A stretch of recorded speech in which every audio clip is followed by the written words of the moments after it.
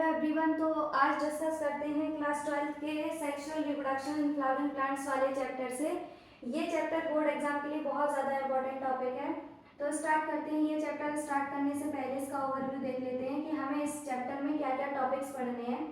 तो ये जो चैप्टर है ये 3 इवेंट्स में डिवाइडेड होगा। इसमें 3 इवेंट्स पढ़ने हैं। पहला इवेंट है pre fertilisation event. Pre fertilisation का मतलब होता है निषेचन से पहले की घटनाएं। नेक्स्ट है फर्टिलाइजेशन इवेंट। फर्टिलाइजेशन यानी कि निषेचन and post fertilisation event. Post fertilisation का मतलब होता है फर्टिलाइजेशन से बाद की घटनाएं कौन कौन सी हैं।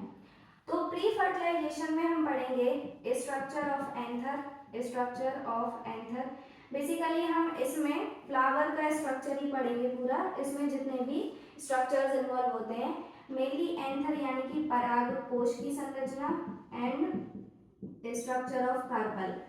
कार्पल मीन्स होता है अंडक यानी कि अंडक की संरचना। और इसमें पढ़ेंगे गैमेटोजेनेसिस। गैमेटोजेनेसिस में मेगास्पोरोजेनेसिस और माइक्रोस्पोरोजेनेसिस।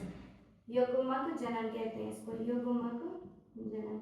नेक्स्ट है फर्टिलाइजेशन। फर्टिलाइजेशन में पढ़ेंगे हम डबल फर्टिलाइजेशन यानी कि द्विनिषेचन।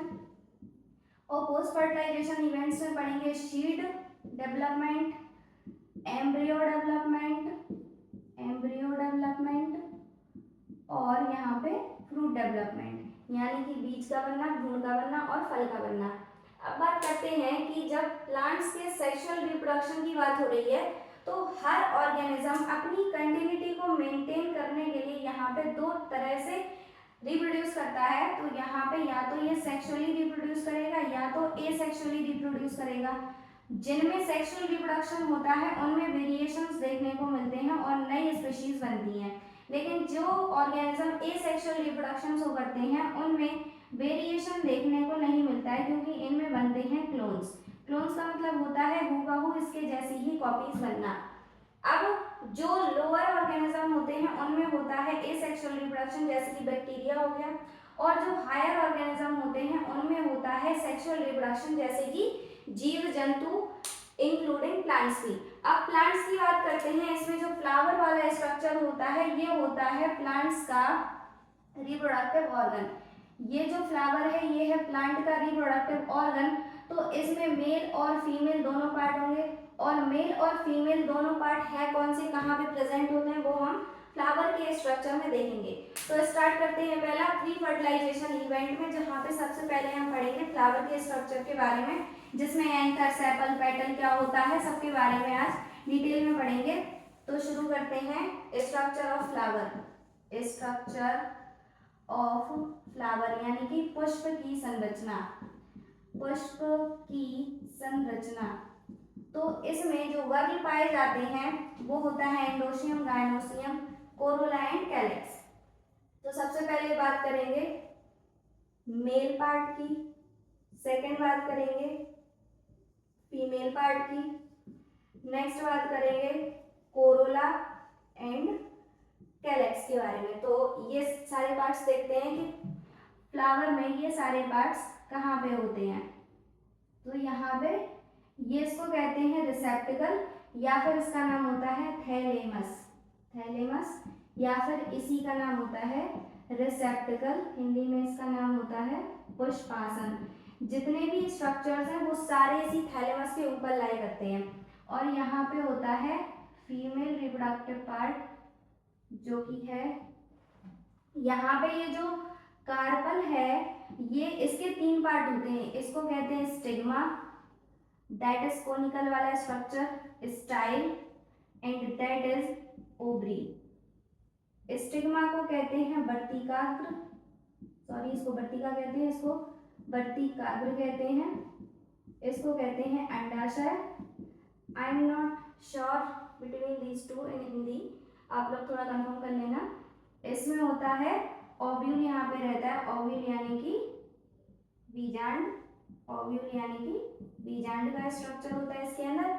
और यहाँ पे वर्ग पाए जाते हैं, यहाँ पे ऐसे ये होता है जो ग्रीन वाला स्ट्रक्चर होता है उसको कहते हैं सेपल यानी कि बाह्यदल। बाह्यदल, सेपल यानी कि जो ग्रीन वाली पत्तियां होती हैं हर फूल में वो कहलाता है सेपल। और यहाँ पे जो कलर्ड लीफ होती हैं, जो कलर्ड पत्तियां होती हैं फ्लावर में, वो होता है पेटल्स, उनको कहते हैं पेटल्स यानी कि दल। एक है तो हम पेटल की बात कर रहे हैं इसीलिए पेटल। और यहाँ पे होता है एक मेल स्ट्रक्चर। अब ये जो स्ट्रक्चर है इसको कहते हैं एंथर। ये है एंथर, एंथर यानी कि परागकोश, परागकोश। और एंथर की जो ये स्टॉक होती है इसको कहते हैं फिलामेंट, फिलामेंट यानी कि तंतु। अब ये जो स्टॉक है ये अभी रिसेप्टिकल के साथ जुड़ी हुई है, तो यहाँ पे इन दोनों स्ट्रक्चर को मिला के बोला जाता है स्टेमन, जिसको हिंदी में कहते हैं पुंकेसर, पुंकेसर। और इन तीनों को मिला के बोला जाता है कार्पल, और हिंदी में इसको कहते हैं अंडक। तो बात करते हैं कि ये जो स्टेमन है अभी ये रिसेप्टिकल के साथ जुड़ा है, तो या तो ये सेपल के साथ भी तो जुड़ सकता है और पेटल के साथ भी जुड़ सकता है। तो जिसमें ये सेपल के साथ जुड़ा हुआ हो उसको कहते हैं एपीसेपलस, एपीसेपलस कहते हैं। और जहां पे पेटल के साथ जुड़ा हो तो उसको कहते हैं एपीपेटलस।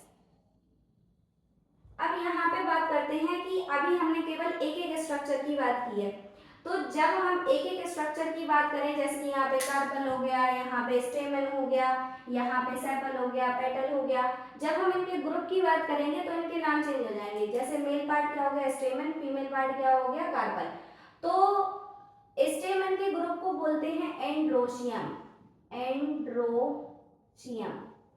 और फीमेल पार्ट के ग्रुप को बोलते हैं, यानी कि बहुत सारे कार्पल्स हों तो उस कार्पल के ग्रुप को हम बोलेंगे गायनोशियम, गायनोशियम। ये जो कोरोला है ये होता है ग्रुप ऑफ पेटल्स, यानी कि दल के समूह को कहते हैं दलपुंज, ग्रुप ऑफ पेटल्स, इसको हिंदी में कहते हैं दलपुंज। और कैलेक्स जो होता है ये होता है group of sepal, group of sepals, इसको हिंदी में बोला जाता है बाह्यदलपुंज, बाह्यदलपुंज। अब बात करते हैं कि यहाँ पे जो एंथर है इसके स्ट्रक्चर की बात करते हैं, क्योंकि सबसे पहले हम देखेंगे मेल पार्ट की और फिर देखेंगे हम फीमेल पार्ट का स्ट्रक्चर। तो एंथर की बात करते हैं, एंथर यानी कि परागकोश, नाम से ही क्लियर है, पराग यानी कि परागकण, कोश यानी कि जहाँ पे वो इकट्ठे रहेंगे। तो परागकोश यानी कि एंथर में बनते हैं परागकण यानी कि पोलन ग्रेन्स। तो बात करते हैं एंथर की, जो कि यहाँ पे एक स्टॉक था जिसको फिलामेंट बोलते हैं, इसमें ऐसा बाइलोब्ड स्ट्रक्चर होता है। अब इसको